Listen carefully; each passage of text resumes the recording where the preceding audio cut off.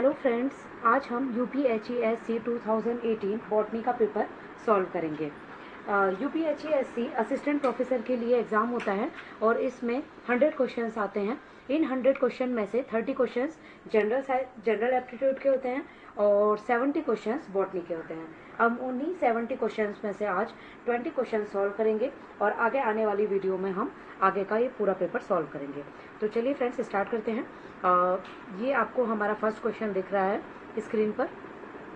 Just a minute. Okay, हमारा first question है the most commonly used molecular tool for phylogenetic analysis involves sequencing of. ठीक है, question में पूछा गया है कि सबसे कॉमन यूज़ होने वाले मॉलिक्यूलर टूल जो कि हम इवोल्यूशनरी एनालिसिस के लिए यूज़ करते हैं वो कौन से हैं। फाइलोजेनेटिक का मतलब होता है इवोल्यूशन के एनालिसिस के लिए। ओके, तो हम ऑप्शंस देखते हैं। फर्स्ट ऑप्शन है क्लोरोप्लास्ट डीएनए। हाँ, हम क्लोरोप्लास्ट डीएनए का इवोल्यूशनरी एनालिसिस में यूज़ करते हैं। माइटोकॉन्ड्रियल आरएनए नहीं, हम माइटोकॉन्ड्रियल आरएनए का यूज़ नहीं करते हैं। थर्ड, राइबोसोमल आरएनए का हम यूज़ करते हैं। नेक्स्ट ऑप्शन में हम देखते हैं माइटोकॉन्ड्रियल डीएनए का, क्लोरोप्लास्ट डीएनए का, न्यूक्लियर डीएनए का हम इवोल्यूशनरी एनालिसिस के लिए यूज़ करते हैं, लेकिन माइटोकॉन्ड्रियल आरएनए हम यूज़ नहीं करते, मोस्ट कॉमनली यूज़ नहीं करते हैं। एंड राइबोसोमल आरएनए यूज़ किया जाता है। तो दोनों ऑप्शन को हमने इसलिए एलिमिनेट कर रहे हैं, फर्स्ट और सेकंड को, क्योंकि यहाँ पर माइटोकॉन्ड्रियल आरएनए ऑप्शन में दिया हुआ है। थर्ड ऑप्शन हम देख लेते हैं, nuclear DNA, mitochondrial DNA, chloroplast DNA. Third option हमारा करेक्ट है क्योंकि इसमें तीनों ऑप्शन में डीएनए दिया गया है। और फोर्थ ऑप्शन में हम एक बार चेक कर लेते हैं। फोर्थ ऑप्शन है राइबोसोमल आरएनए। हाँ, हम इसका यूज़ करते हैं। इसमें भी देखिए माइटोकॉन्ड्रियल आरएनए दिया हुआ है, तो ये भी हमारा हो जाता है रॉन्ग। तो कॉमन मॉलिक्यूलर टूल हमारे हैं nuclear DNA, mitochondrial DNA, chloroplast DNA, ribosomal RNA को भी हम कॉमनली यूज़ करते हैं। नेक्स्ट क्वेश्चन है क्वेश्चन नंबर सेकंड हमारा, formation of lactic acid from pyruvic acid requires. हमें पता है कि ग्लाइकोलिसिस में ग्लूकोज से पायरुवेट बनता है। ग्लूकोज से पायरुवेट बनता है अगर सेल में ऑक्सीजन की कमी है या ऑक्सीजन की कमी में आगे प्रोग्रेस चलेगी तो उसमें क्या होता है कि पायरुवेट से लैक्टिक एसिड बनता है।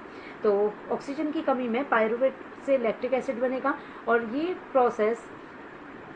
इस प्रोसेस को चैनलाइज करता है एंजाइम लैक्टेट डिहाइड्रोजिनेज, और ये एक रिडक्शन प्रोसेस है जिसमें पायरुवेट से लैक्टेट बनता है। ओके, नेक्स्ट हमारा क्वेश्चन है, which family is known as morning glory family. हम किस फैमिली को मॉर्निंग ग्लोरी फैमिली कहते हैं?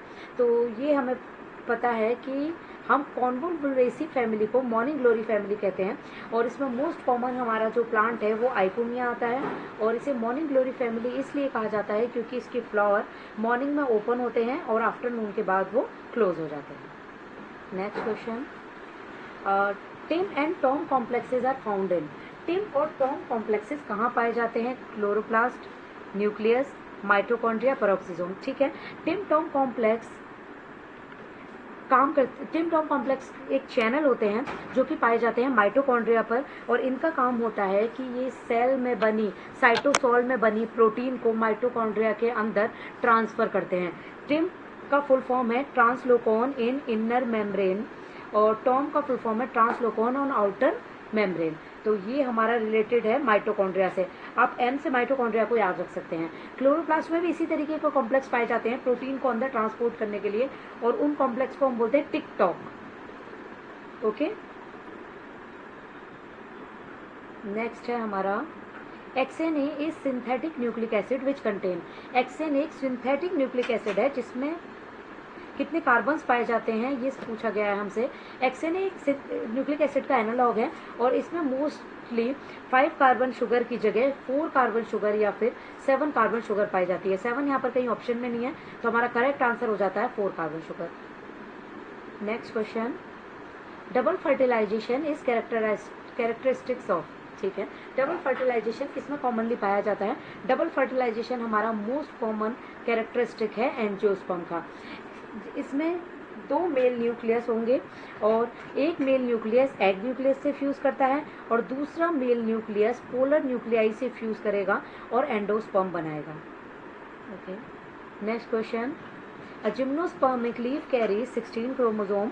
What will be the number of chromosome in its endosperm?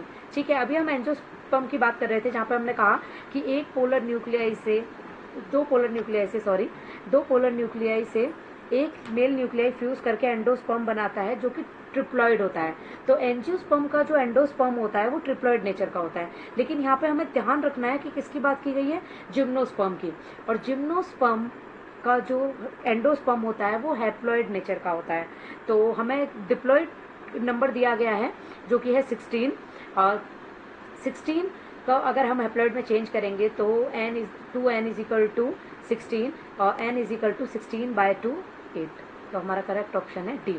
ये हमें बात ध्यान रखनी होगी कि जिम्नोस्पर्मिक एंडोस्पर्म हैप्लॉइड नेचर का होता है और एंजियोस्पर्म में जो एंडोस्पर्म बनता है वो ट्रिप्लॉइड नेचर का होता है। Okay, next question, an exception to Mendel's law is. Mendel's law का क्या एक्सेप्शन है? इंडिपेंडेंट असॉर्टमेंट मेंडल का ही एक लॉ है, प्योरिटी ऑफ गैमेट्स मेंडल का लॉ है, लॉ ऑफ डोमिनेंस मेंडल ने दिया है, लिंकेज मेंडल ने लिंकेज की बात नहीं की थी, और लिंकेज मेंडल के इंडिपेंडेंट असॉर्टमेंट का एक्सेप्शन है। Next question, heterozygous tall plant produce tall and dwarf plant after selfing, this confirms Mendel's law of. हमें पता है heterozygous tall plant, heterozygous meaning capital T small T को जब हम selfing कराते हैं तो हमें टॉल और ड्वार्फ प्लांट का रेशो मिलता है 3:1 में। 3 टॉल मिलते हैं, 1 ड्वार्फ मिलता है। तो ये कौन से लॉ को कंफर्म करता है? ये कंफर्म करता है सेग्रीगेशन को, कि जब गैमेट प्रोड्यूस होते हैं तो उनमें सेग्रीगेशन होता है गैमेट्स का, कैपिटल टी स्मॉल टी। तो कैपिटल टी एक एलिल एक गैमेट में और स्मॉल टी दूसरे गैमेट में। इस तरीके से ये हमारा सेकंड ऑप्शन हो जाता है इसका correct. Next question, the phenomena in which an allele of one gene suppress the activity of allele of an another gene is known as। एक जीन का एलिल दूसरे जीन के एलिल को सप्रेस करे, इस एक्टिविटी को हम क्या कहते हैं? ये डेफिनेशन है एपिस्टेसिस की। एलिल किसे कहते हैं? एलिल जीन की अल्टरनेट फॉर्म को ही हम एलिल कहते हैं। जैसे अभी हम कैपिटल टी स्मॉल टी की बात कर रहे थे, तो कैपिटल टी और स्मॉल टी आपस में क्या है? एलिल है। लेकिन यहाँ पे हमें ध्यान रखने वाली बात यह है कि एक जीन का एलिल दूसरे जीन के एलिल को सप्रेस कर रहा है। ओके, तो ये एपिस्टेसिस होता है। और डोमिनेंस, ये हमारा ऑप्शन इसलिए नहीं हो सका यहाँ पर कि डोमिनेंस में जीन एक ही जीन हो के एलिल एक दूसरे को सप्रेस करते हैं। कैपिटल टी स्मॉल टी ये टॉलनेस को ही बताते हैं, कैपिटल टी टॉल और स्मॉल टी ड्वार्फ। तो ये एक ही जीन के 2 एलिल हैं। तो अगर एक ही जीन के 2 एलिल की बात की जाती तो हमारा डोमिनेंस करेक्ट होता, लेकिन यहाँ पे 2 जीन की बात की गई है, तो epistasis is correct option. Next, if an angiospermic male plant is diploid, okay, and female plant is tetraploid, what will be the nature of its endosperm? हमें यहाँ पे कंडीशन दी गई है कि एक एंजियोस्पर्मिक प्लांट है जिसमें मेल डिप्लॉयड है और फीमेल टेट्राप्लॉयड है। ओके, तो मेल हमारा डिप्लॉयड है, जब गैमेट बनेंगे तो ये हैप्लॉयड हो जाएगा, तो 2n से बन जाएगा n। फीमेल हमारी टेट्राप्लॉयड है, 4n है, और जब ये गैमेट बनेगी तो ये हो जाएगी 2n, एग्जैक्ट हाफ। तो मैंने आपको पहले ही बताया है कि एंडोस्पर्म जो एंजियोस्पर्म का होता है वो ट्रिप्लॉइड नेचर का होता है। तो जब 2 पोलर न्यूक्लियाई होंगे और एक एक पोलर न्यूक्लियाई में 2n + 2n, और मेल से डिप्लॉइड जो है उससे आएगा n, तो 2n + 2n + n, ये हो जाएगा हमारा pentaploid. Next question, haploids are preferred over diploid for mutation studies because. हम डिप्लॉइड की जगह हैप्लॉइड को ज़्यादा प्रेफर करते हैं म्यूटेशन की स्टडी करने के लिए, क्योंकि larger population can be study, no, there is no selection against haploid, no, the recessive mutation will express in the first generation. हम जानते हैं कि ज़्यादातर जो म्यूटेशन होते हैं वो रिसेसिव इन नेचर के होते हैं, और डिप्लॉइड पॉपुलेशन में उनको देखना थोड़ा मुश्किल हो जाता है, इसलिए हम रिसेसिव म्यूटेशन की स्टडी के लिए हैप्लॉइड पॉपुलेशन को प्रेफर करेंगे, ताकि जो रिसेसिव म्यूटेशन है उनको हम फर्स्ट जनरेशन में ही देख सकें वो एक्सप्रेस होते हैं, क्योंकि अगर वो डिप्लॉयड होंगे तो फर्स्ट जनरेशन में एक्सप्रेस नहीं होंगे। ये रिसेसिव म्यूटेशन की बात की जा रही है, अगर डोमिनेंट म्यूटेशन है तो वो एक्सप्रेस होता है। Next, a polyploid with genomes derived from same original species is. Option है ऑटो पॉलीप्लॉइड, ऑटो एलो allopolyploid allopolyploid amphipolyploid पे हमें ये एक बात ध्यान रखनी है कि इन्होंने क्या पूछा है, पॉलीप्लॉइड बने हैं और कैसे से, सेम ओरिजिनल स्पीसीज से। सेम ओरिजिनल स्पीसीज से अगर पॉलीप्लॉइड बनता है तो उसे हम कहते हैं ऑटो। ऑटो का मतलब होता है self, same, okay.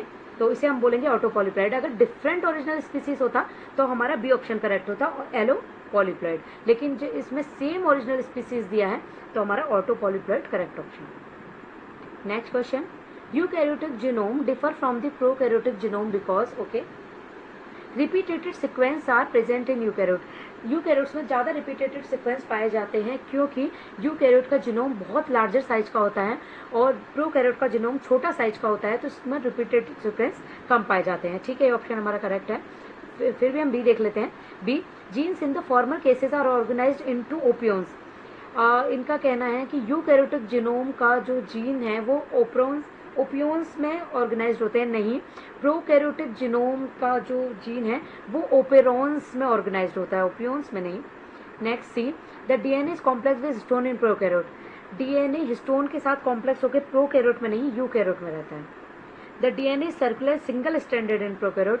DNA circular होता है प्रोकैरियोट का लेकिन डबल स्ट्रैंडेड होता है, सिंगल स्ट्रैंडेड नहीं होता, तो इसलिए हमारा फर्स्ट ऑप्शन हो जाता है correct. Next, which of the following is used for the cDNA production of cDNA? cDNA की फुल फॉर्म होती है कॉम्प्लीमेंट्री डीएनए। कॉम्प्लीमेंट्री डीएनए को और cDNA को हम कैसे बनाते हैं? cDNA को हम बनाते हैं mRNA से। इसमें हम क्या करेंगे, mRNA से डीएनए प्रोड्यूस करेंगे और जब हम डीएनए से आरएनए प्रोड्यूस करते हैं तो उस प्रोसेस को हम बोलते हैं ट्रांसक्रिप्शन। लेकिन जब हम आरएनए से डीएनए बना रहे हैं, हम प्रोसेस को रिवर्स कर रहे हैं। मेनली क्या होता है, डीएनए से आरएनए बनता है, लेकिन हम क्या कर रहे हैं, आरएनए से डीएनए बना रहे हैं, इसलिए इस प्रोसेस को हम बोलते हैं रिवर्स ट्रांसक्रिप्शन और इसको कराने वाला एंजाइम होता है रिवर्स ट्रांसक्रिप्टेज। तो हमारा बी ऑप्शन इसमें करेक्ट हो जाता है।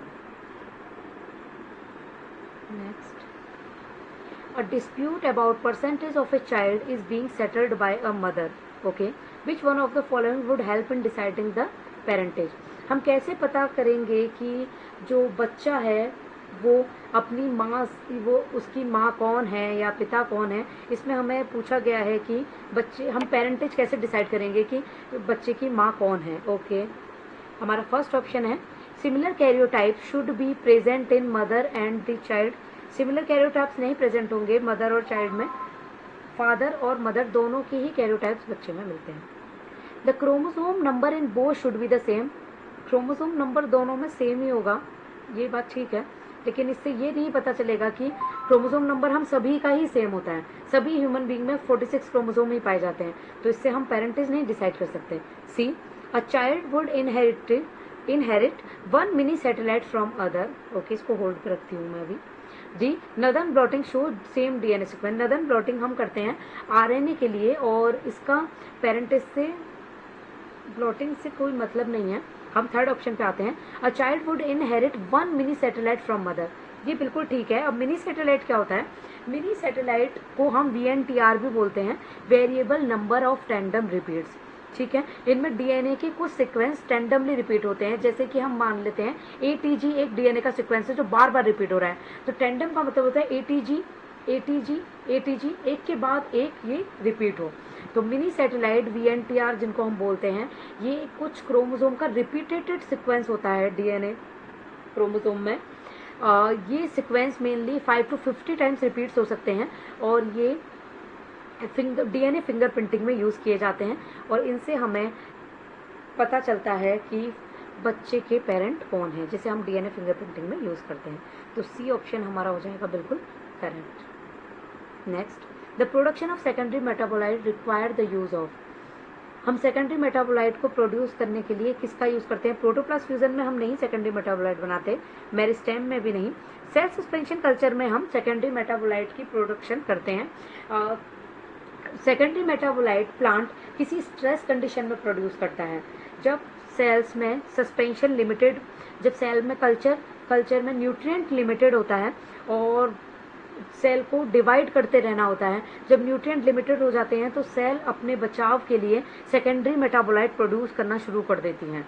Cell normally secondary metabolite produce नहीं करती है, वो किसी स्ट्रेस कंडीशन में सेकेंडरी मेटाबोलाइट प्रोड्यूस करती हैं। तो हमारा ऑप्शन हो जाता है B is correct. Next, the most widely used chemical for protoplast fusion as fusogen is mannitol no, mannol no, sorbitol no. Polyethylene glycol हम सबसे ज़्यादा यूज़ करते हैं प्रोटोप्लास्ट फ्यूजन में। Next, which of the following plant cell show totipotency, कौन सी plant cell totipotency show कर सकती हैं? जाइलम वेसल्स नो, डेड होती हैं। Sieve tube no, cork cell नहीं। मेरिस्टेम, ये नॉन डिवाइडिंग सेल्स है। मेरिस्टेम रैपिडली डिवाइडिंग सेल्स होती हैं, और टोटीपोटेंसी का मतलब है एक सेल पूरा का पूरा ऑर्गेनिज्म बनाने के लिए कैपेबल हो। तो प्लांट की meristem cells rapidly dividing cells होती हैं, और ये इनमें कैपेबिलिटी होती है कि ये टोटीपोटेंसी शो कर सकती हैं। हमारा लास्ट क्वेश्चन है, the controversy regarding the use of BT cotton is that it, BT cotton को लेकर क्या कंट्रोवर्सी है? Is potentially harmful to monarch butterfly. हाँ, ये मोनार्क बटरफ्लाई के लिए हार्मफुल थी, और हमें पता है कि मोनार्क बटरफ्लाई बहुत ज़्यादा प्लांट के पॉलिनेशन में यूज़ होती हैं। इसे potentially allergen to human, yes, ये ह्यूमंस के लिए भी एलर्जन थी। तो सी ऑप्शन हमारा है both A and B. Okay, next D देख लेते हैं, कैन कॉन्टामिनेट ग्राउंड वाटर, नहीं, ये ग्राउंड वाटर को कॉन्टामिनेट नहीं कर रही थी। तो हमारा option C is correct. Thank you guys.